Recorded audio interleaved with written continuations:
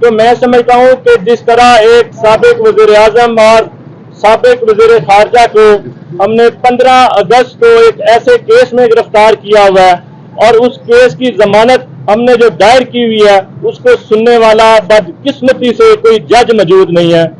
अदालतों में हमारी जो रैंकिंग है वो ऐसे ही 130 नंबर पर नहीं आई।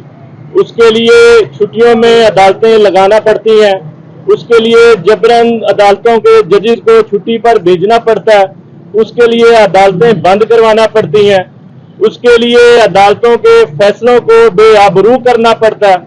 तो मैं समझता हूँ कि जिस तरह एक साबिक वज़ीर आज़म और साबिक वज़ीर खारजा को हमने 15 अगस्त को एक ऐसे केस में गिरफ्तार किया हुआ है और उस केस की जमानत हमने जो दायर की हुई है उसको सुनने वाला बदकिस्मती से कोई जज मौजूद नहीं है।